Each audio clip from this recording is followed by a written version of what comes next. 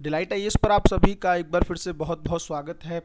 तो UPSC prelims examination हो चुका है। आप लोग सब चीज़ें या सब टॉपिक्स के बारे में लगातार बात कर रहे हैं।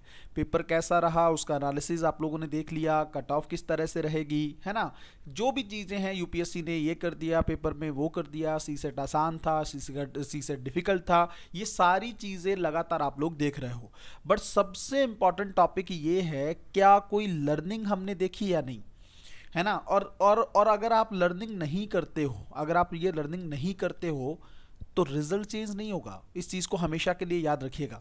अगर आप चाहते हो इस बार, अगर मान लो पेपर बिगड़ भी गया है, अच्छा नहीं भी रहा है, और आप चाहते हो कि ऐसी सिचुएशन आपको दोबारा फेस ना करनी पड़े, है ना, ये सिचुएशन से आप दोबारा ना गुजरो, इस पेन से आप लोगों को फिर से ना उलझना पड़े, तो जरूरी है कि आप इन लर्निंग्स पे ध्यान दो और आने वाले टाइम में अपने रिजल्ट को चेंज कर लो, है ना। इन सब टॉपिक्स को लेकर हम लोग गहराई से चर्चा करेंगे। सबसे पहले एक चीज़ देखिए भाई, यूपीएससी प्रीलिम्स एग्जामिनेशन जो हुआ है ना। बहुत सारे लोग कह रहे हैं आसान पेपर था, बहुत सारे लोग कह रहे हैं मॉडरेट पेपर था, बहुत सारे लोग कह रहे हैं नहीं डिफिकल्ट था, है ना। मैंने तो आप लोगों को एक चीज़ बताई है कि यूपीएससी तो को तो कम से कम आसान नहीं मानना है ना। इजी तो नहीं होता है वो, कभी होगा भी नहीं, इस चीज़ को तो भूल जाओ जीवन में। तो डिफ़िकल्टी का स्तर बहुत ज़्यादा था 2023 में, उसके पॉइंट ऑफ व्यू से थोड़ा सा स्तर डाउन जरूर गया है, इसमें कोई डाउट नहीं है। बट एक दो सब्जेक्ट में तो हर बार जाता ही है। पॉलिटी का स्तर आप देखोगे, पता है क्यों आसान लग रहा है ये पेपर? पेयर्स वाले क्वेश्चन कम है, बस सिर्फ यही कारण है, और कोई कारण नहीं है। बाकी सब कारण तो अधूरे हैं, ये सबसे बड़ा कारण है। अगर पेयर्स के क्वेश्चन होते ना 50-60, तो यही पेपर आपको बहुत डिफिकल्ट लगता, है ना। तो पिछले साल एकदम पेयर्स वाले पूछ लिए और इस बार फिर से एलिमिनेशन वाले क्वेश्चन पूछ लिए, तो कहीं ना कहीं पे सब लोगों को ये पेपर आसान लगता हुआ दिख रहा है। सबसे पहली लर्निंग इस पेपर से क्या है, वो ये है, हमेशा इजी क्वेश्चंस के लिए या डिफिकल्ट क्वेश्चन के लिए ही तैयार ना रहें, है ना। इजी क्वेश्चंस के लिए भी तैयार रहें। अगर इजी के लिए तैयार है ना, तो डिफिकल्ट के लिए भी तैयार है। ये सबसे इंपॉर्टेंट लर्निंग है यूपीएससी प्रीलिम्स 2024 की, क्योंकि सब लोग डिफिकल्टी का सोच के गए थे।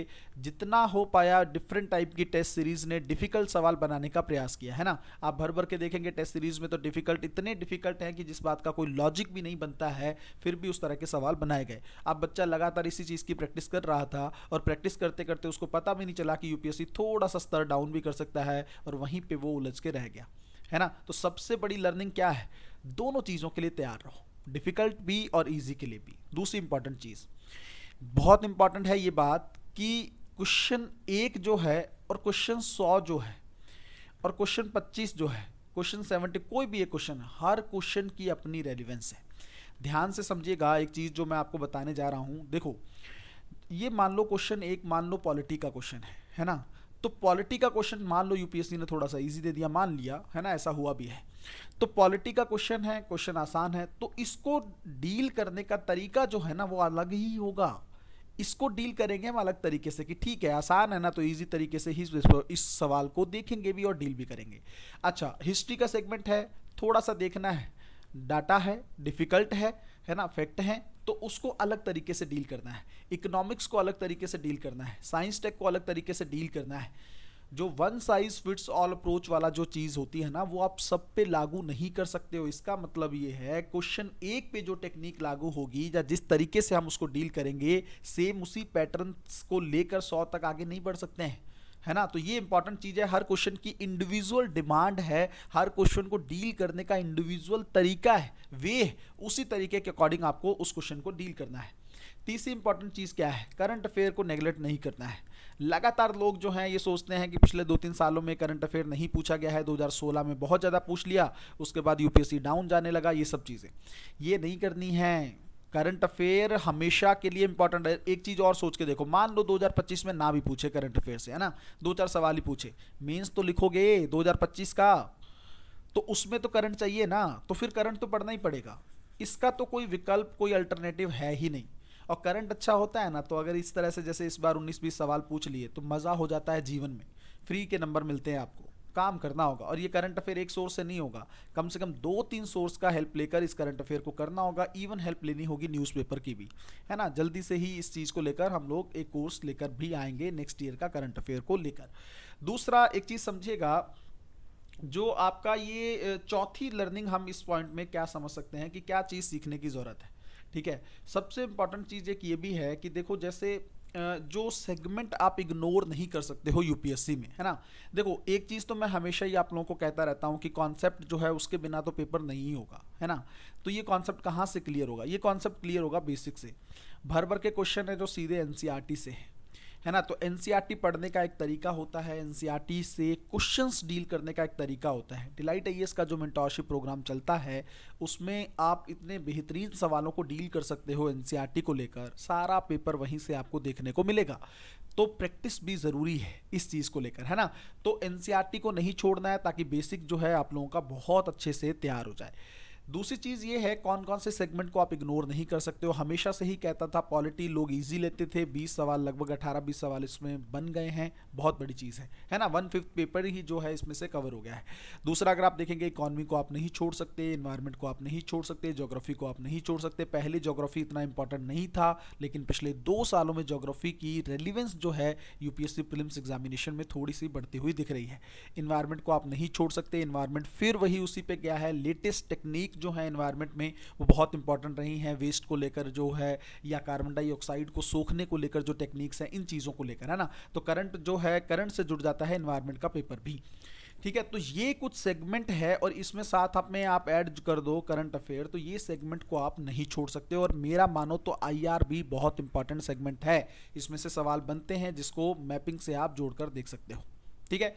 तो ये चौथी चीज़ है जो आपको ध्यान में रखने की ज़रूरत है। पांचवी चीज़, सीसेट का पेपर चाहे आसान है, ठीक है, मैथ रीजनिंग में थोड़ा सा डाउन है, लेकिन कॉम्प्रिहेंशन उठा के देख लो, वही ट्रिकी पेपर है, वही आंसर्स नहीं बन पा रहे हैं, उसी के चलते हिंदी मीडियम फिर से लटका हुआ है। तो मत पढ़ो कॉम्प्रिहेंशन के ज़्यादा चक्कर में। कॉम्प्रिहेंशन करना भी हो तो एक्यूरेसी वाले टीचर से उसको पढ़ो, जिसको कॉम्प्रिहेंशन का सच में ज्ञान हो कि कॉम्प्रिहेंशन कैसे डील करना है।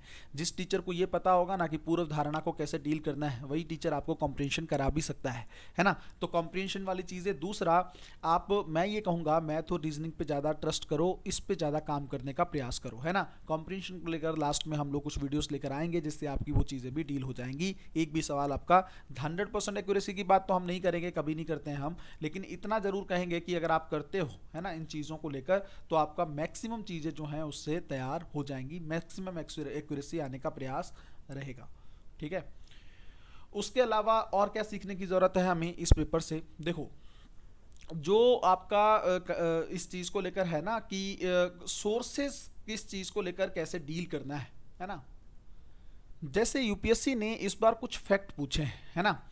तो ये फैक्ट जो है ना, ऐसा नहीं है कि इसी बार पूछे गए हैं, ये फैक्ट पिछले 2-3 साल से लगातार पूछे जा रहे हैं, बट तरीका अलग अलग है।